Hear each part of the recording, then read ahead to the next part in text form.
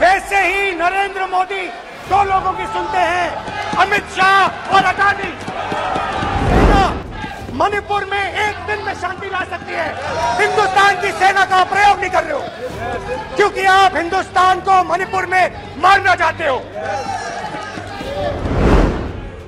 Speaker sir, इन्होंने मणिपुर में हिंदुस्तान की हत्या की है, सिर्फ मणिपुर की नहीं, हिंदुस्तान की हत्या की है। इनकी राजनीति ने मणिपुर को नहीं, हिंदुस्तान को मणिपुर में मारा है। हिंदुस्तान को कत्ल किया है, हिंदुस्तान का मर्डर किया है मणिपुर में।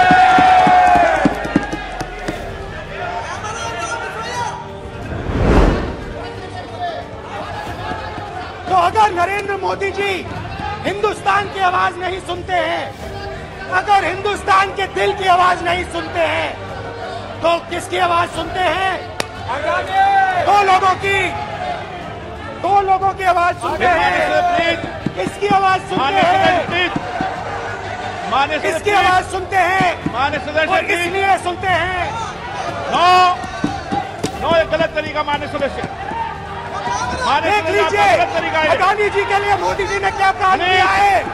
देख लीजिए, ये पहले आपको गलत तरीका आपका। माननीय सदस्य, आपका गलत तरीका है। आप सीनियर सदस्य हैं, आप इस तरीके का व्यवहार सदन में मत करिए। आप बात करिए, लेकिन इस तरीके से पोस्टर लाना ये उचित नहीं है किसी तरीके से। रावण दो लोगों की सुनता था। रावण दो लोगों की सुनता था, मेघनाथ और कुंभकर्ण। की वजह से चला हुआ।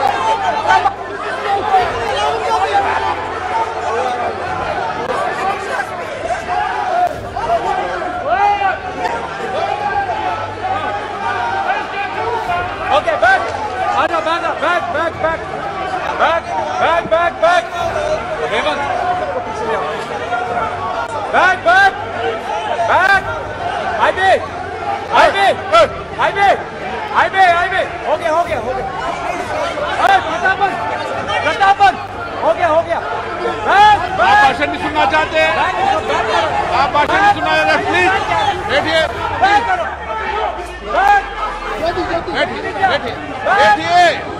प्लीज बैठिए। प्लीज बैठिए। चलिए।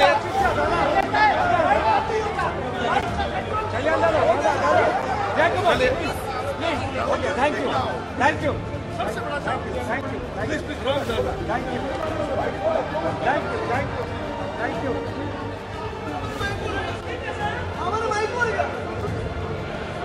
एक मिनट बैठिए, एक मिनट प्लीज बैठिए।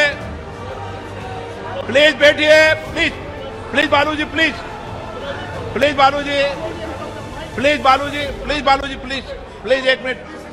एक मिनट प्लीज बैठिए।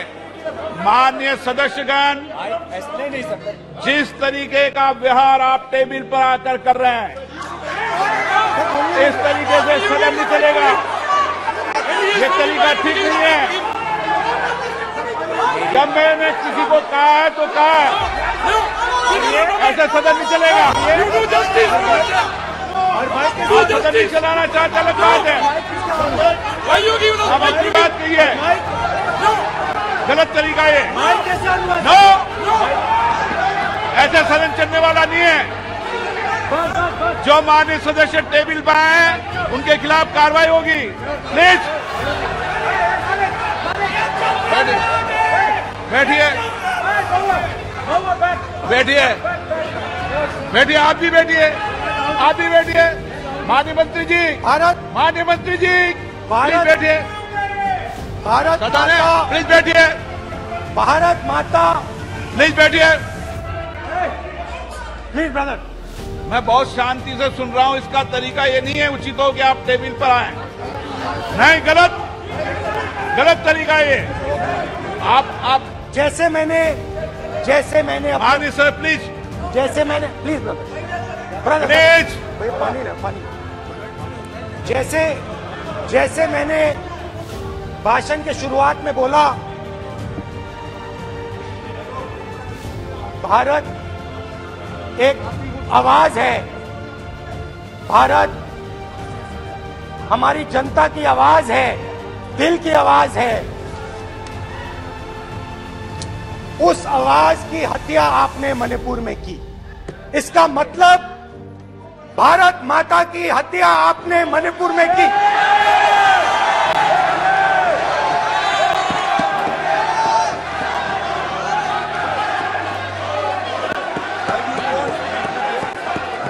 भारत माता को आपने मणिपुर के लोगों के मारा, आपने मणिपुर के लोगों को मारकर भारत की हत्या की है। आप देश द्रोही हो, आप देशभक्त नहीं हो, आप देश प्रेमी नहीं हो, आप देशद्रोही हो। आपने देश की हत्या मणिपुर में की। प्लीज प्लीज एक मिनट, प्लीज प्लीज बैठिए, प्लीज प्लीज बैठिए। अब सवाल आप उठता है, बैठना चाहते नहीं बैठना चाहते, आप बैठना चाहते नहीं बैठना चाहते, इसीलिए आपके प्रधानमंत्री मणिपुर में नहीं जा सकते हैं, क्योंकि उन्होंने प्लीज देश की हत्या की है। मणिपुर में हिंदुस्तान की हत्या की है, भारत माता की हत्या की है। मणिपुर में, मणिपुर के लोगों के दिल में। प्लीज एक मिनट बैठिए आप, एक तो सवाल उठता है, एक मिनट बैठिए, एक मिनट। आप भी विराजे, आप भी विराजे, आप भी विराजो, आप भी विराजो। आप बैठिए सही, नहीं बैठिए, रहने दो। आप बैठिए, बैठिए आप, प्लीज बैठिए आप, प्लीज। आप बोल रहे फिर आप भारत माता के रखवाले नहीं हो, आप भारत माता के हत्यारे हो। प्लीज माननीय सदस्य, प्लीज प्लीज माननीय सदस्य, please please please please please. देखिए माननीय सदस्यगण, प्लीज प्लीज। माननीय सदस्यगण, भारत मां हमारी मां है, हमें सदन में बोलते समय संयम बरतना चाहिए। मेरा अपनी मां की हत्या की बात कर रहा हूं, मैं मणिपुर में अपनी मां की हत्या की बात कर रहा हूं, मैं आदर से बोल रहा हूं। आपने मेरी मां की हत्या की मणिपुर में। एक मेरी मां यहां बैठी है, दूसरी मां को आपने मणिपुर में मारा है।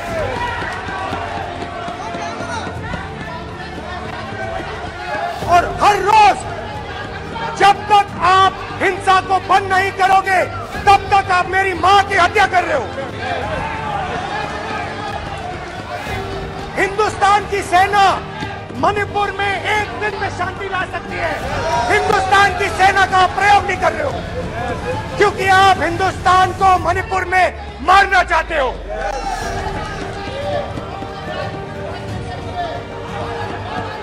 तो अगर नरेंद्र मोदी जी हिंदुस्तान की आवाज नहीं सुनते हैं, अगर हिंदुस्तान के दिल की आवाज नहीं सुनते हैं, तो किसकी आवाज सुनते हैं? दो लोगों की आवाज सुनते हैं। इसकी आवाज सुनते हैं, इसकी आवाज सुनते हैं, और इसलिए सुनते हैं। नो ये गलत तरीका माननीय सदस्य, देख लीजिए अडानी जी के लिए मोदी जी ने क्या काम किया है। देख लीजिए, ये पहले आप गलत तरीका आपका, माननीय सदस्य आपका गलत तरीका है। आप सीनियर सदस्य हैं, आप इस तरीके का व्यवहार सदन में मत करिए। आप बात करिए, लेकिन इस तरीके से पोस्टर लाना ये उचित नहीं है किसी तरीके से। रावण दो लोगों की सुनता था, रावण दो लोगों की सुनता था, मेघनाद और कुंभकर्ण। वैसे ही नरेंद्र मोदी दो लोगों की सुनते हैं, अमित शाह और अडानी। भाई और बहनों, लंका को हनुमान ने नहीं जलाया था, लंका को रावण के अहंकार ने जलाया था।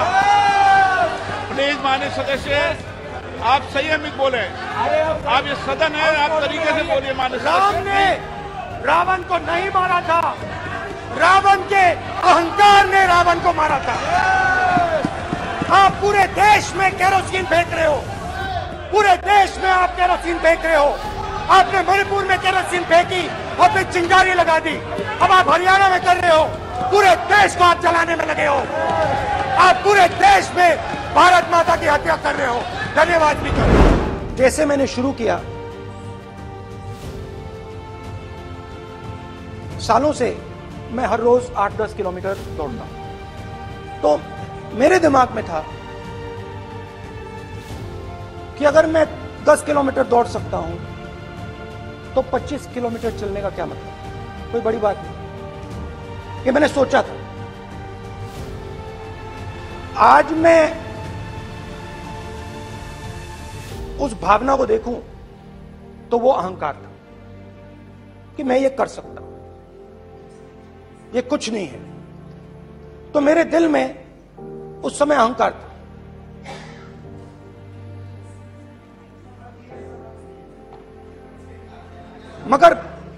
मगर भारत अहंकार को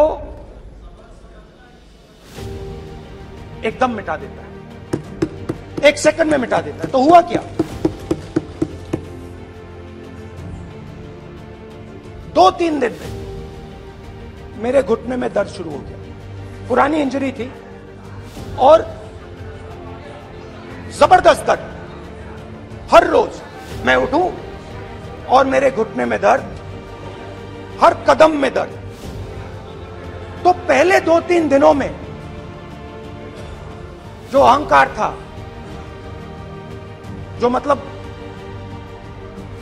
भेड़िया जो निकला था, वो चींटी बन गई एकदम।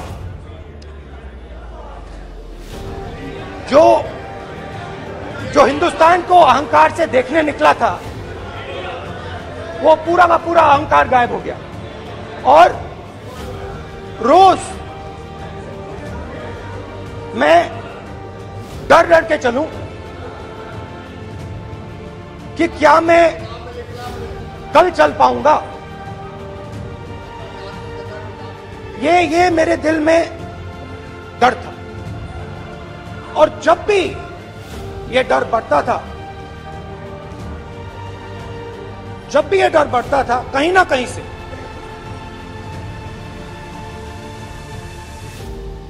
कोई ना कोई शक्ति मेरी मदद कर देती। एक दिन मैं सह नहीं पा रहा था, एक छोटी सी लड़की आती है, मुझे चिट्ठी दे देती। मैंने चिट्ठी खोली, 8 साल की थी। उसमें लिखा था, Rahul, I am walking with you, don't worry. उसने मेरे पैर में चोट देखी और उसने अपनी शक्ति मुझे दी। सिर्फ उसने नहीं, लाखों लोग ने। और शुरुआत में जब मैं चल रहा था, कोई किसान आता था, मैं एकदम पहले उसको अपनी बात बताता था कि आपको ये करना चाहिए, आपको इस प्रकार से काम करना चाहिए। मगर इतने लोग आए, हजारों लोग आए कि थोड़ी देर में मैं बोल नहीं पाया। जो मेरे दिल में बोलने का डिजायर था, वो बंद हो गया। बोल ही नहीं पाया क्योंकि इतने लोगों से बोलना था। और एक सन्नाटा सा छा गया। भीड़ की आवाज थी, भारत जोड़ो, भारत जोड़ो, भारत जोड़ो। और जो मेरे से बात करता था, उसकी आवाज में सुनता गया।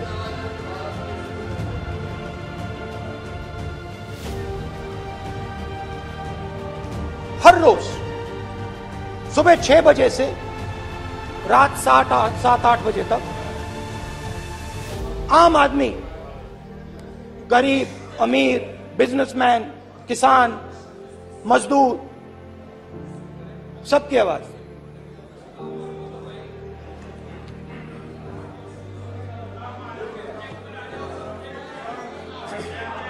आ रहा हूं। आप कल से रुके, अब थोड़ा और रुक लो, 5-10 मिनट रुक जाओ। तो ये चलता गया, मैं बात सुनता गया, और फिर मेरे पास एक किसान आया, और किसान ने हाथ में रुई पकड़ी हुई थी, और उसने मुझे कहा, उसने मुझे कहा, मेरी आंख में देखकर उसने मुझे अपना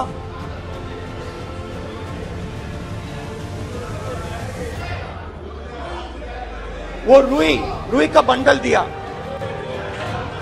और उसने कहा, राहुल जी, यही बचा है मेरे खेत का यही बचा है, और कुछ बचा नहीं है। मैंने उससे, जो मैं नॉर्मली सवाल पूछता था, भैया आपको बीमा का पैसा मिला, वो पूछा, बीमा का पैसा मिला, वो पूछा, और किसान ने मेरा हाथ पकड़ा। किसान मुझे कहता है कि नहीं राहुल जी, मुझे बीमा का पैसा नहीं मिला, हिंदुस्तान के बड़े उद्योगपतियों ने वो मुझसे छीन लिया। मगर इस बार बड़ी अजीब सी चीज हुई। जब मैंने किसान को देखा और वो मुझसे बोल रहा था, तो जो उसके दिल में दर्द था वो मेरे दिल में आया। जो उसके आंखों में शर्म थी जब वो अपनी बीवी से बात करता था, वो शर्म मेरी आंखों में आई। जब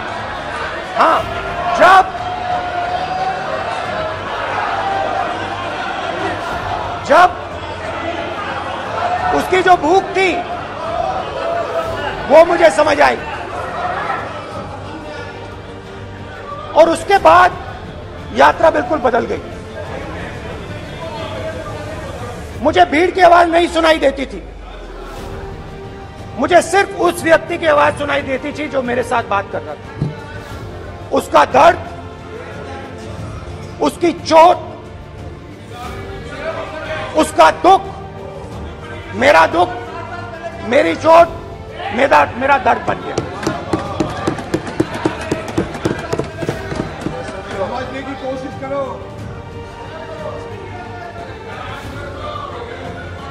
भाई और बहनों, लोग कहते हैं कि ये देश है, कोई कहता है ये अलग अलग भाषाएं हैं, कोई कहता है ये जमीन है, मिट्टी है, कोई कहता है ये धर्म है, ये सोना है, ये चांदी है। मगर भाइयों और बहनों, सच्चाई है कि ये देश एक आवाज है, ये देश सिर्फ एक आवाज है। ये देश इस देश की लोगों की आवाज है, इस देश के लोगों का दर्द है, दुख है, कठिनाइयां हैं। और अगर हमें इस आवाज को सुनना है तो हमारे दिल में जो अहंकार है, हमारे जो डिजायर्स हैं, हमारे जो सपने हैं, उनको हमें परे करना पड़ेगा। जब हम अपने सपनों को परे करते हैं तब हमें हिंदुस्तान की आवाज सुनाई देती है, तब तक हिंदुस्तान की आवाज हमें नहीं सुनाई देती। अब आप कहोगे ये बात मैंने नॉन कॉन्फिडेंस मोशन में क्यों रखी? इसका क्या मतलब है कि भारत एक आवाज है, भारत लोगों का दुख है, भारत लोगों का कष्ट है, मुश्किलें हैं। क्योंकि भाइयों और बहनों,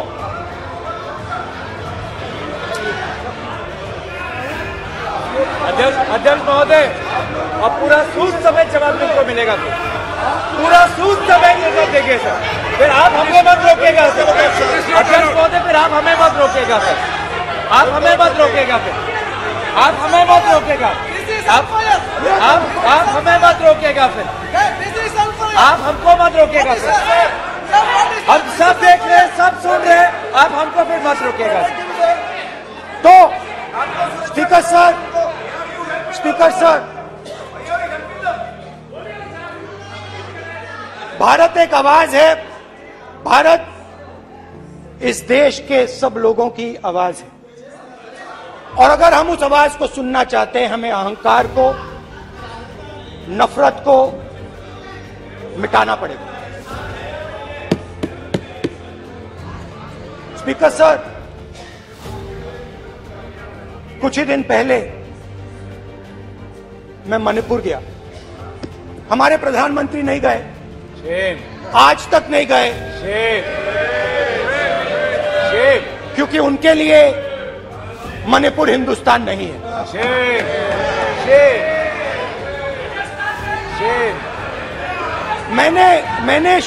मैंने मणिपुर शब्द प्रयोग किया, मगर आज की सच्चाई यह है कि मणिपुर नहीं बचा है। मणिपुर को आपने दो भाग में कर दिया है। मणिपुर को आपने बांट दिया है, तोड़ दिया है। मैं मणिपुर में रिलीफ कैंप्स में गया। रिलीफ कैंप में आज जा रहा हूं।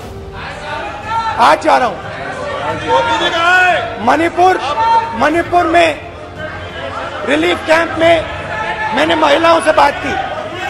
ठीक है sir, You tolerate the insult. No. Sit down. Why you are this morning? कल देखेंगे।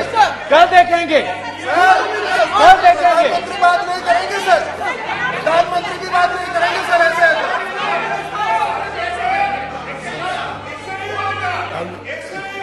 सूद समय मैं मणिपुर गया, और मणिपुर के कैंप्स में मैंने महिलाओं से बात की, बच्चों से बात की, जो हमारे प्रधानमंत्री जी ने आज तक नहीं किया। एक महिला मुझे कहती है, मैंने उनसे पूछा, बहन क्या हुआ आपके साथ?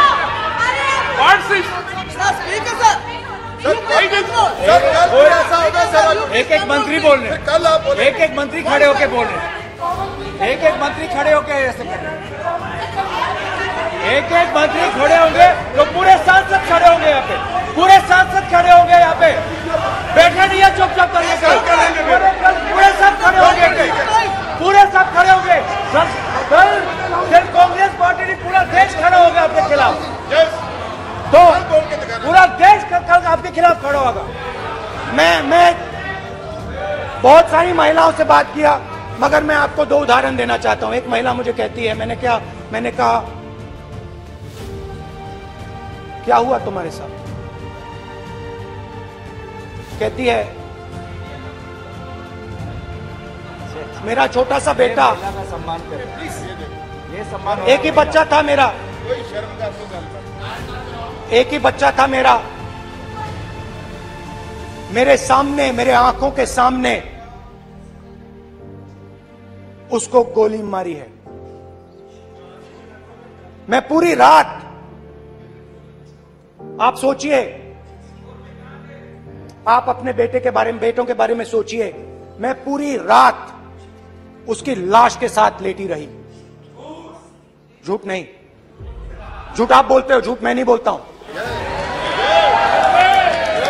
मैं पूरी रात उसकी लाश के साथ लेटी रही, और फिर मुझे डर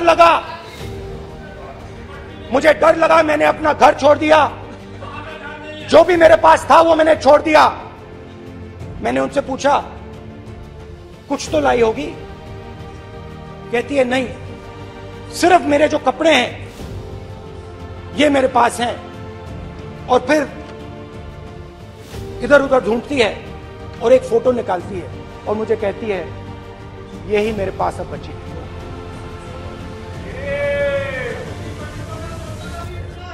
एक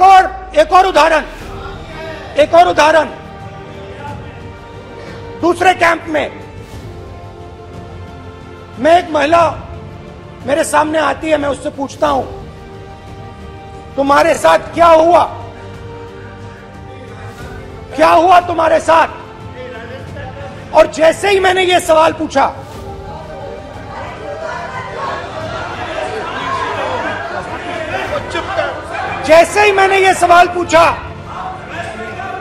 आप महिला का दर्द नहीं सुन सकते, महिला का दर्द नहीं सुन सकते, महिला का दर्द सुनने का आपका धैर्य नहीं है, महिला का दर्द नहीं सुन सकते, महिला का दर्द नहीं सुन सकते।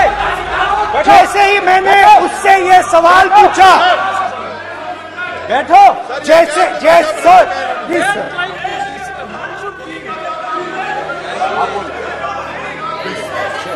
शर्म करिए।